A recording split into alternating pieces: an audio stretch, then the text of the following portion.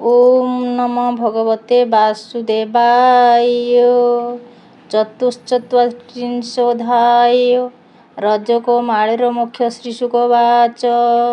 ଶୁଣ ହୋ ଅଭିମନ୍ୟୁ ବଳା, ଅକ୍ରୂର ଜଳେ ସ୍ତୁତି କଲା। ପୁଣି ଚରଣ ତଳେ ଶୋଇ କହଇ କୃଷ୍ଣ ତ୍ରାହି ତ୍ରାହି। ଭକତ ବନ୍ଧୁ ଭଗବାନ ଜଳେ ହୋଇଲେ ଅନ୍ତର୍ଧ୍ୟାନ।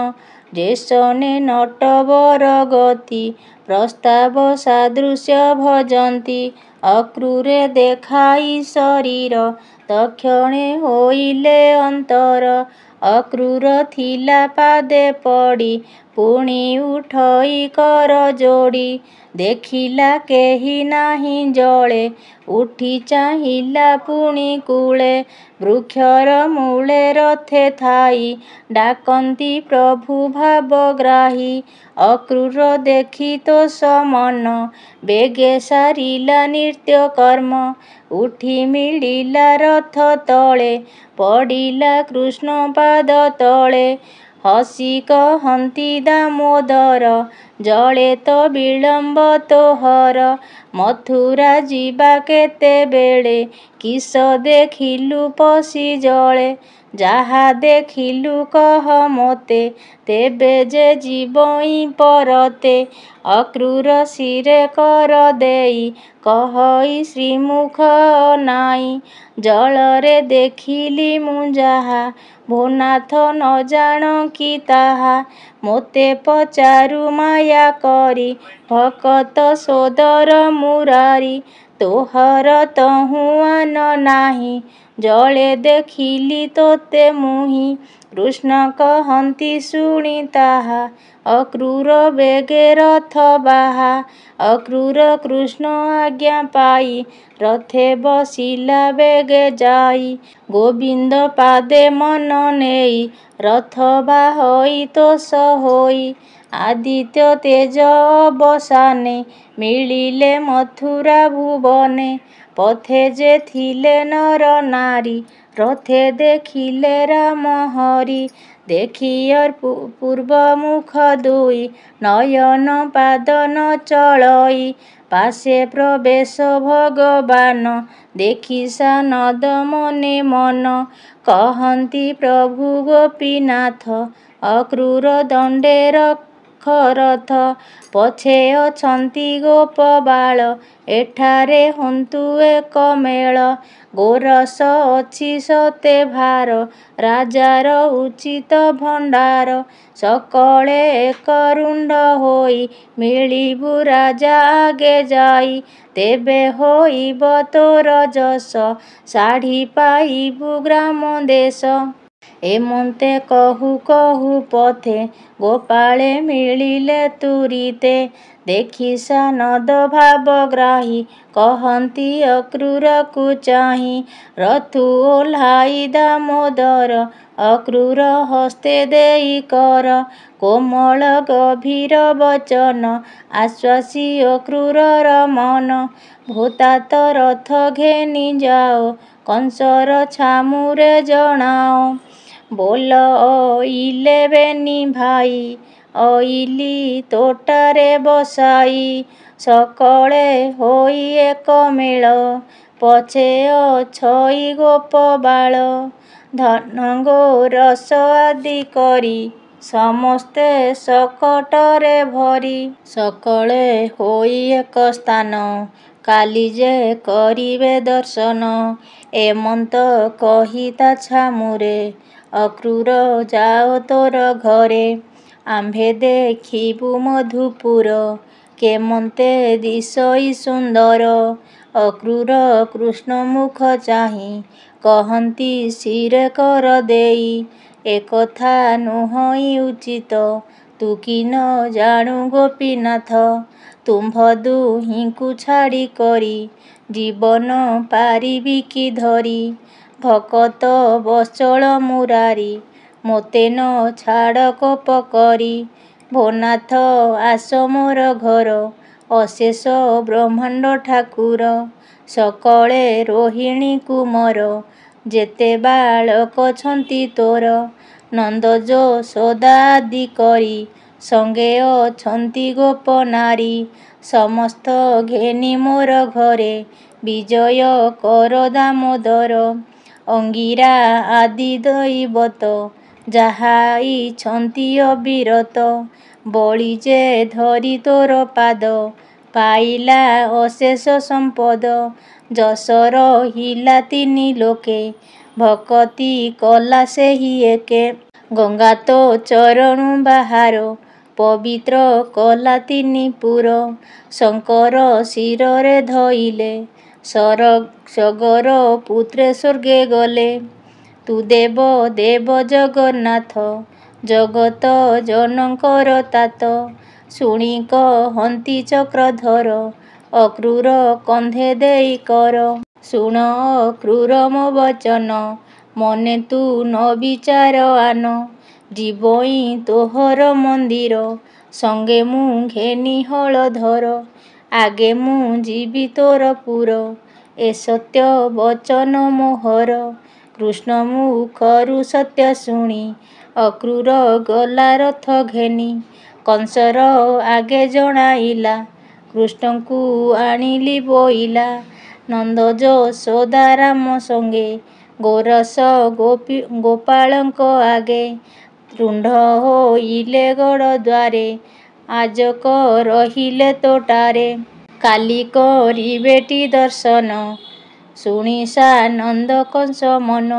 ସନ୍ତୋଷ ମନେ ଭୋଜ ବୀର ଅନେକ ଦେଲା ଉପହାର। ରତ୍ନବସନ ଅଳଙ୍କାର ମେଲାଣି ପାଇଲା ଅକ୍ରୂର। କଂସକୁ କରି ତୋଷ ମନ ମିଳିଲା ଆପଣା ଭୁବନ। କୃଷ୍ଣ ଯେ ଥିଲେ ଉପବନେ ମିଳିଲେ ଗୋପାଳେ ବହନେ। ନନ୍ଦ ଯଶୋଦା ଆଦି ଯେତେ ଗୋରସ ସକଟ ସହିତେ। ତୋଟାରେ ହୋଇ ଏକ ରୁଣ୍ଡ ଆବୋରି ମଥୁରାର ଦାଣ୍ଡ। ଯେ ଯାହା ମତେ ସାଜି ଘର ବିବିଧ ନାନା ଉପହାର। କରନ୍ତି ରନ୍ଧନ ଭୋଜନ ହରଷ ଗୋପାଳଙ୍କ ମନ। ଭୋଜନ ସାରିବେନି ଭାଇ ଗୋପାଳ ପୁଅଙ୍କୁ ଅନାଇ। କହନ୍ତି ହୋଇ ହସ ହସ ଆମ୍ଭେ ମଥୁରା ଯିବା ଆସ। ବେଳ ହୋଇଲା ଅବସାନ ବୁଲି ହୋ ଆସିବା ବହନ। ଦେଖିବା ରାଜାର କଟକ କେମନ୍ତ ଦିଶୋଇ ଛଟକ। ଭିଆଇ ଯାତ୍ରା ଧନୁ ଘର କେମନ୍ତେ କରିଛି ବିଚାର। ଅକ୍ରୂର ହସ୍ତେ ଦେଇ ରଥ ଆମ୍ଭକୁ ଅଣାଇଲା ଏଥ। ଏବେ କି କରିବ ଆମ୍ଭ ତ ହୋଇଲୁ ତାହାର ଆୟତ। ଆସ ହୋ ଯିବା ମଧୁପୁରୀ ଆଗ ହୋଇଲେ ହଳଧାରୀ। ଗୋପକୁ ମୋର କୃଷ୍ଣ ଆଗେ ମିଳିଲେ ଗଡ଼ ଦ୍ୱାରେ ଲାଗେ। ଦେଖିଲେ ସ୍ଫଟିକ ନିର୍ମିତ ଉଚ୍ଚେ ପୁରୁଷ 5 ହାତ। ବେନି କବାଟ ହେମମୟେ ଲୁହାର କିଳିଣୀ ଯୋଡ଼ିଏ। ତୋରଣା ବେନି ବୃକ୍ଷ ବାନ୍ଧି ବିବିଧ ଫଳ ଦ୍ୱାରେ ଛନ୍ଦି। ତମ୍ବାର ପାଚେରୀ ଗହଳ ଖଣା ଗଭୀର ଶୁଦ୍ଧ ଜଳ। ଭିତରେ ନାନା ବୃକ୍ଷ ମାନ ଦେଖି ସାନନ୍ଦ କୃଷ୍ଣ ମନ। ଅଟ୍ଟାଳି ପାଚେରୀ ମନ୍ଦିର ସୁନା କଳସ ତା ଉପର। ଭିତରେ ସୁବର୍ଣ୍ଣର ବେଦୀ ଦେଖି ଆନନ୍ଦ ଚିତ୍ତ ଖେଦି। ବିବିଧ ଶୟନ ଭୁଜନ ବିଶ୍ରାମ ସ୍ଥାନ ନାନା ବର୍ଣ୍ଣ। ଯେ ଯାହା ମତେ ଅଳଙ୍କାର ବେଦୀ ଯେ ଦିଅନ୍ତି ସୁନ୍ଦର। ଉପରେ ଶୋହେ ରତ୍ନମାଳା ସ୍ଫଟିକ ହୀରାର ମେଖଳା। ବିଦ୍ରୁମ ସହିତ ମୁକୁତା ଲମ୍ବତୀ ମାଳ ମାଳ ଗୁନ୍ଥା। ସୁବର୍ଣ୍ଣ କାନ୍ଥ ରତ୍ନ ଚାଳ ଜଳା କବାଟୀ ପରିମଳ। ପଢ଼ନ୍ତି ସର୍ବ ସୁଖ ସାରି ଗାବନ୍ତି କୋକିଳ ଝିଙ୍କାରି। ଗଜ ତୁରଙ୍ଗଶାଳ ପାଶେ ବରାହ ମୃଗ ଝାଙ୍କେ ଝାଙ୍କେ। ବନ କୁକଟ ରାଜହଂସୀ ଦେଖି ଶ୍ରୀକୃଷ୍ଣ ପରଶଂସୀ। ତହୁଁ ପଶିଲେ ପୁରେ ଯାଇ ଗୋପୋଏ ଚାହାନ୍ତି ତୋଷ ହୋଇ ଦେଖିଲେ ରାଜମାର୍ଗେ ହେରି ଚନ୍ଦନ ଛେରା ଯେ ପହଁରି ତଣ୍ଡୁଳ ଲାକ୍ଷାଦି ସଙ୍ଗେ ନାରୀ ଯେ ବୁଣନ୍ତି ଆନନ୍ଦେ ସମସ୍ତ ଦ୍ୱାରେ ପୂର୍ଣ୍ଣ କୁମ୍ଭ ଦଧି ଅକ୍ଷତ ବସ୍ତ୍ର ଯୋଗ ଫଳ ପଲ୍ଲବ ଦୀପାବଳି ଶଙ୍ଖ ମଙ୍ଗଳ ନାଦ ଝଳି କଦଳୀ ଫଳି ଅଛି ବୃକ୍ଷେ ଚାହାନ୍ତି କୃଷ୍ଣ ଅତି ଉଚ୍ଚେ ଦ୍ୱାରଙ୍କ ମଧ୍ୟେ ପାଟ ଶାଢ଼ୀ ଉପରେ ଚାନ୍ଦୁଆ ହୁଆଡ଼ି ବସୁଦେବର ବେନି ସୁତେ ଗୋପାଳ ମେଳେ ରାଜପଥେ ଦେଖିଆ ନନ୍ଦ ନର ନାରୀ ପଡ଼ିଲା ରାଜପଥେ ହୁରି ନାନା ପ୍ରକଟେ ବାଟେ ବାଟେ କାମିନୀ ଧାବନ୍ତି ଉଚାଟେ ଅଟାଳି ବୃକ୍ଷେ ଆରୋହନ୍ତି ପିଢ଼ାର ଉପରେ ଖେଳନ୍ତି କେନାରୀ ଚିତ୍ତ ଅନାୟତେ ବସ୍ତ୍ର ପିନ୍ଧିଲେ ବିପରୀତେ ଅଙ୍ଗଭୂଷଣ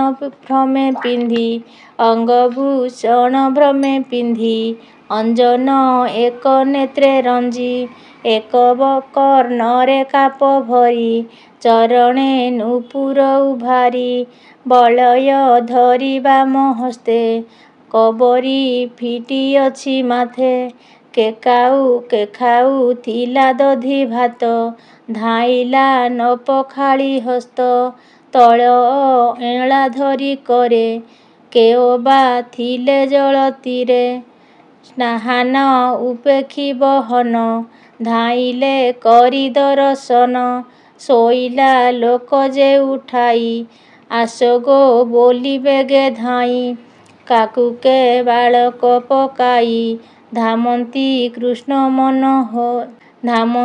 କୃଷ୍ଣ ମନ ଦେଇ ଦେଖିଣ ବସୁଦେବ ସୁତ ନିର୍ମଳ କଲେ ଚର୍ମ ନେତ୍ର ମଥୁରା ନାରୀଙ୍କର ମନ ମୋହିଲେ ପ୍ରଭୁ ଭଗବାନ ଲଳିତ ଗତି ଦିବ୍ୟ କେଶ ରଙ୍ଗ ଧରେ ମନ୍ଦ ହସ ମତ ମାତଙ୍ଗ ପ୍ରାୟ ହୋଇ କଟାକ୍ଷ ନୟନେ ଅନାଇ ମଥୁରା ପୁର ନାରୀଙ୍କର ଉତ୍ସବ ହୋଇଲା ଅପାର ଯାହାର ଜନ୍ମ କର୍ମ ପଥେ ବାରତା ଶୁଣିଥିଲେ ଯେତେ ଦେଖିଲେ ନୟନ ପୁରାଇ ଗୋବିନ୍ଦ ସୁଧାରସ ପାଇ କୃଷ୍ଣଙ୍କୁ ଭିତରେ ଦେଖିଲେ ଆନନ୍ଦେ ଲୋଚନ ବୁଜିଲେ ହୃଦରେ ଭିଡ଼ି ଆଲିଙ୍ଗନ କରି ଛାଡ଼ିଲେ ଖେଦ ମନ ବୃକ୍ଷ ଗୃହ ଉପରେ ଥାଇ ଗୋବିନ୍ଦ ସୁଧାରସ ପାଇ ଦିଅନ୍ତି କୁସୁମ ଅଞ୍ଜଳି ଦେଇ କରନ୍ତି ହୁଳହୁଳି ବ୍ରାହ୍ମଣେ ଆସି ରାଜଦାଣ୍ଡେ କର ଅଞ୍ଜଳି ଦେଇ ମୁଣ୍ଡେ ଦଧି ଅକ୍ଷତ ଗଙ୍ଗା ନୀର କୁସୁମ ଗନ୍ଧ ଉପହାର ମଥୁରା ପୁର ଲୋକ ମିଳି ଦେଖିଲେ ରାମ ବନମାଳି କହନ୍ତି ଗୋପାଳଙ୍କ ଭାବ ସତେକ ଜନ୍ମେ କେ ପାଇବ ଅନେକ ଜନ୍ମେ ତପ କରି ଗୋପରେ ଯେତେ ନର ନାରୀ ଗାଈ ମଇଁଷି ଘେନି ରଙ୍ଗେ ଦିନ ବଞ୍ଚିଲେ କୃଷ୍ଣ ସଙ୍ଗେ ରାମ ଗୋବିନ୍ଦ ମୁଖ ଚାହିଁ ଜନ୍ମ ମରଣ ତାଙ୍କ ନାହିଁ ଏମନ୍ତ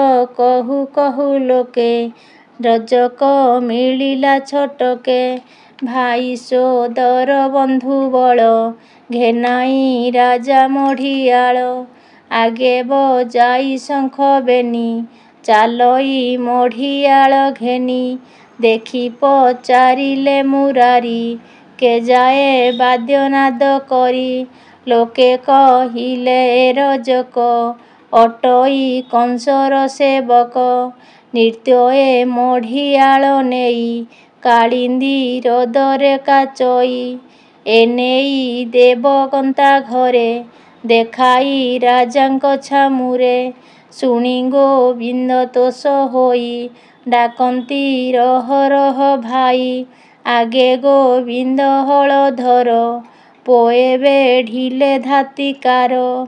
ରଜକ ମୁଖ ଚାହିଁ ହସି, କହନ୍ତି ପ୍ରଭୁ ବ୍ରହ୍ମ ରାଶି। ଦେଖିବା ରାଜା ମଢିଆଳ, ବସ୍ତ୍ର ତୁ ଥୁଅ ବେଗେ ତଳ।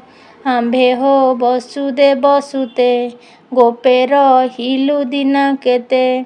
ଦେଖିବା କେମନ୍ତ ଉଜ୍ଜ୍ୱଳ, କଂସ ରାଜାର ମଢିଆଳ। ଯେବେ ନ ଦେଖାଇବୁ ଭାଇ, ଆମ୍ଭକୁ ଦିଅ ବସ୍ତ୍ର ଦୁଇ। ନୀଳଧବଳ ରୂପ ଚାହିଁ, ଆମ୍ଭ ଉଚିତେ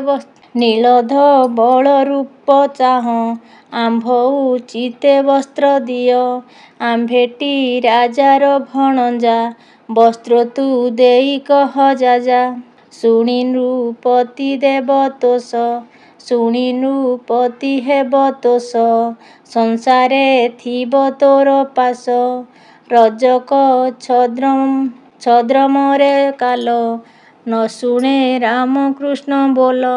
ପୁଣି ଚାଲଇ ପହଲାଇ, ଆଗ ହୋଇଲେ ଭାବଗ୍ରାହୀ। ମିଳିଲେ ରୋହିଣୀର ବଳା, ଦେଖି ରଜକ କୋପ କଲା। ଦଇବେ ରାଜାର ସେବକ, ରଜକ ସହଜେ ମୂରୁଖ। କହଇ ସେ ତୁଚ୍ଛ ବଚନ, ତୁମ୍ଭେ ଯେ ଅଟ ଜାତିହୀନ। ତୁମ୍ଭର କୂଳ ମୂଳ ନାହିଁ, ବନେ ଚରାଉଥାଅ ଗାଈ। ଗଉଡ଼ ଜାତି ବନ ଲୋକ, ଶୃଗାଳ ପ୍ରାୟ ତୁମ୍ଭ ମୁଖ। ବାଇଙ୍କ ପ୍ରାୟ ଗାଈ ଘେନି, କରୁ ଯେ ଥାଅ ବେଣୁ ଧ୍ୱନି। ଏଡ଼େ ଭରସା ଗର୍ବ ବହ, ରାଜା ମଢିଆଳ ରୁଆଅ। ନିର୍ଲଜ ଲୋକ ହେଲେ ଭଲା, ଯେସନେ ଯିହୁଁ ଯିହୁଁ ମଲା। ତୁମ୍ଭର ତପ ପୂର୍ବୁ ନାହିଁ, ଗଉଡ଼େ ଅଛ ଜାତ ହୋଇ। ଜୀବନେ ଯେବେ ଅଛି ଆଶା, ପଳାଇ ଯାଅ ନିଜ ଦେଶ। ତୁମ୍ଭକୁ ଆଣିଅଛି ଧରି, ହାଣିବ ଦେଇ ବିଷାବଳୀ। ରାଜାର ଲୋକ ଏହା ଶୁଣି, ସବୁଙ୍କୁ ପକାଇବ ହାଣି। ତୁମ୍ଭେ ନ ମାଗ ମଢିଆଳ, ତୁମ୍ଭର ପୂରିଲାଟି କାଳ। କଂସ ଯେ ଅଛି ଟିଅଣାଇ, ଆଜ ମାରିବ ବେନି ଭାଇ। ଜୀବନେ ମାରିବ ତୁମ୍ଭଙ୍କୁ, ବନ୍ଦୀ କରିବ ଯେ ନନ୍ଦକୁ। ହୋଇବ ତୁମ୍ଭେ ବିଷାବଳୀ, ଶୁଣି ହସିଲେ ବନମାଳୀ। ଚାପଡ଼େ ମାରି ବାମଙ୍କର, ଛେଦିଲେ ରଜକର ଶିର। ତାହାଙ୍କ ସଙ୍ଗେ ଯେତେ ଥିଲେ, ବସ୍ତ୍ର ପକାଇ ପଳାଇଲେ। ରଜକ ଭୂମିରେ ପଡ଼ିଲା, ଜୀବନ ଗୋବିନ୍ଦେ ପଶିଲା। ହସି କହନ୍ତି ଭଗବାନ, ବସ୍ତ୍ରକୁ ଘେନ ହୋ ବହନ। ରାମ ଘେନିଲେ ବସ୍ତ୍ର ପୁଡ଼ା, ଥିଲା ତହିଁରେ ଯେତେ ଯୋଡ଼ା। ବାଛି ଘେନିଲେ ପୀତ ନୀଳ, ସୁନ୍ଦର ରାଜା ମଢିଆଳ। ଗୋପାଳ ପୁଏ ଯେଝା ମତେ, ବସ୍ତ୍ର ପିନ୍ଧିଲେ ତୋଷ ଚିତେ। ଯେତେ ମଢିଆଳ ଉବୁରି, ପକାଇ ଗଲେ କୁଢ଼ କରି। ସ୍କନ୍ଧେ ପକାଇ ମଢିଆଳ, ଚାହାନ୍ତି ବସୁଦେବ ବାଳ। ଥିଲା କଂସର ବେଶକାରୀ, ଆଗେ ମିଳିଲା ବେଗ କରି। କହଇ ଶିରେ କର ଦେଇ, ରାଜାର ଗନ୍ତାୟତ ମୁହିଁ। ବସ୍ତ୍ର ମୁଁ ପିନ୍ଧାଇବି ରଙ୍ଗେ, କାଛେଟି ନାନା ପରି ରଙ୍ଗେ। ଶୁଣି ସାନନ୍ଦ ଗୋପୀନାଥ, ବସନ ଦେଲେ ତାର ହସ୍ତ। ସ୍ୱଭାବେ ବାଳକ ଶରୀର, ମତ ନାଗହୁଁ ବଳୀୟାର। ତକ୍ଷଣେ ପିନ୍ଧାଇଲେ ବାଛି, ରାମକୃଷ୍ଣଙ୍କ ବଳ ଆଞ୍ଚି।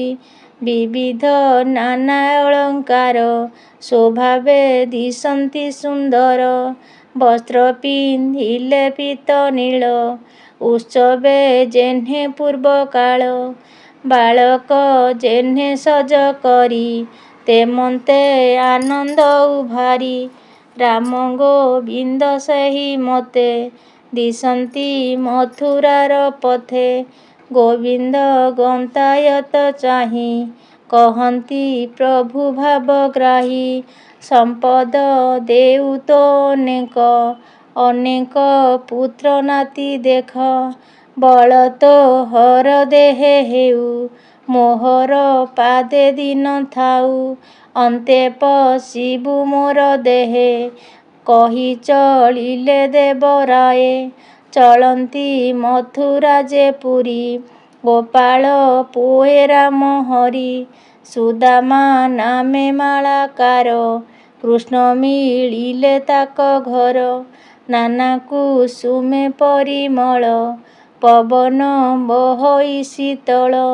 ମାଳିର ଦ୍ୱାରେ ଉଭା ହୋଇ ଡାକନ୍ତି ପ୍ରଭୁ ଭାବଗ୍ରାହୀ କୋମଳ ଗଭୀର ବଚନ ସୁଦାମା ଶୁଣି ତୋଷ ମନ ବାହାର ହୋଇଲା ବହନ ଦେଖିଲା ରାମ ଭଗବାନ ଆନନ୍ଦେ ଗୋଡ଼ ଖାଲି ଶୋଇ କହଇ ନିସ୍ତରିଲି ମୁହିଁ ପତ୍ନୀ ଆଣିଲା ଜଳ ଝରି ପାଦ ଧୋଇଲା ବେକେ କରି ପତ୍ନୀ ଆଣିଲା ଜଳ ଝରି ପାଦ ଧୋଇଲା କରେ ଧରି ପାଦ ଉଦକ ଘେନି କରେ ସିଞ୍ଚିଲା ନେଇ ଘର ଦ୍ୱାରେ ପତି ପତ୍ନୀ ଯେ ଜଳ ଖାଇ ମନ ଉଲ୍ଲାସେ ଭାବ ବହି ଆନନ୍ଦ ସାଗରେ ବୁଡ଼ିଲେ ଗୋବିନ୍ଦ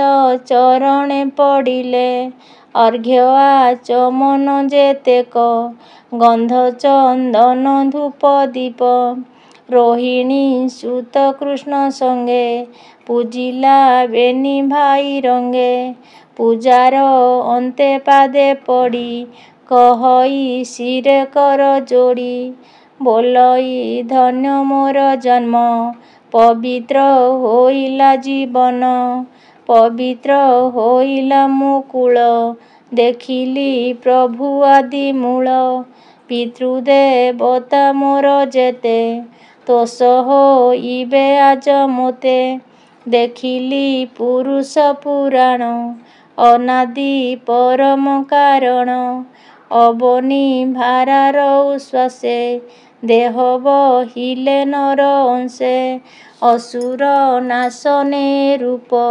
ସାଧୁଙ୍କୁ ଦେଲେ ଆତ୍ମା ସୁଖ ସକଳ ଜନ୍ତୁକ ଜୀବନ ପାଳନ ହେତୁ ନିରଞ୍ଜନ ଭୋନାଥ ଆଜ୍ଞା ମୋତେ କର କିମ୍ପାଇଲ ମୋର ଘର ଭାବ କରନ୍ତି ପ୍ରାଣୀ ଯେତେ ତାହାଙ୍କୁ ଭଜ ଏକ ଚିତେ ତୋହର ଆଜ୍ଞା ଶିରେ ଘେନି ତରନ୍ତି ଭବ ଜଳୁ ପ୍ରାଣୀ ଏମନ୍ତ ବୋଲି ତୋଷ ମନେ ପଶିଲା ଆପଣା ଭୁବନେ ସୁନ୍ଦର କୁସୁମର ଗଭା ସୁନ୍ଦର ଦିଶୁଅଛି ଶୋଭା କୃଷ୍ଣ ନିକଟେ ଦେଲା ନେଇ ରାମ ଗୋବିନ୍ଦ ବେନି ଭାଇ ତହୁଁ ମିଳିଲେ ମାଳ ତହୁଁ ଘେନିଲେ ମାଳ ଦୁଇ ସୁଗନ୍ଧ ସୁନ୍ଦର ଦିଶଇ ସୁଦାମା ଦେଖଇ ଆନନ୍ଦେ ଲମ୍ବାଇ ରାମକୃଷ୍ଣ କନ୍ଧେ ଶିରେ ବାନ୍ଧିଲେ ବେନି ଗଭା ଦିଶନ୍ତି ରାମକୃଷ୍ଣ ଶୋଭା ତ୍ରିମୁଣ୍ଡି ଗଭା ମୁଣ୍ଡେ ଦେଇ କହଇ କୃଷ୍ଣ ତ୍ରାହି ତ୍ରାହି ସୁଦାମା ମୁଖ ଚାହିଁ ହରି କହନ୍ତି ରାମ କର ଧରି ବର ତୁ ମାଗ ତୋଷ ମନେ ଭକତି କରୁ ଯେତେ ମନେ ମାଳିକ ହଇ ଯୋଡ଼ି କର ଶୁଣିବା ପ୍ରଭୁ ଦାମୋଦର ସର୍ବସମ୍ପଦ ଅଟୁ ହରି ଦିଅ ତୁ ଭକତି ବିଚାରି ମୋର ସମ୍ପଦେ କାର୍ଯ୍ୟ ନାହିଁ ଶୁଣିଣା ପ୍ରଭୁ ଭାବଗ୍ରାହୀ ପ୍ରାଣୀଙ୍କୁ ହେଉ ମୋର ଦୟା ଭୋନାଥ ଦିଅ ମୋତେ ଏହା ଶୁଣି ସାନନ୍ଦ ମହାବାହୁ କହିଲେ ଏହି ବର ହେଉ ମାଳିର ମନ ତୋଷ କରି ଧନ ଆୟୁଷ ଯଶ ସିରି ଦେଇ ଚଳିଲେ ଦାମୋଦର ଗୋପକୁ ମୋର ହଳଧର କହଇ ଦାସ ଜଗନ୍ନାଥ ଗୋବିନ୍ଦ ମଥୁରାର ପଥ ଏବେ ହୋଇବ ମହି ସ୍ଥିର ଅସୁର କରିବେ ସଂହାର ଭକତ ଜନେ ଶୁଣ ଏହା ଖଣ୍ଡିବେ ଘୋର ଜଡ଼ ମାୟା ଏଣେ ହରିଙ୍କୁ ଧ୍ୟାନ କର ତୁମ୍ଭ ଚରଣେ ମୁଁ କିଙ୍କର। ଇତି ଶ୍ରୀମଦ୍ଭାଗବତେ ମହାପୁରାଣେ ପାରମହଂସ୍ୟା ସଂହିତାୟା 82 ଦଶମ ସ୍କନ୍ଧେ ରାମକୃଷ୍ଣ ମଥୁରାଗମନେ ରଜକ ଗନ୍ତାୟତ ଓ ମାଳି ମୋକ୍ଷଣେ ନାମ ଚତୁଶ୍ଚତ୍ୱାରିଂଶୋऽଧ୍ୟାୟୋ। ଓಂ ନମୋ ଭଗବତେ ବାସୁଦେବାୟ।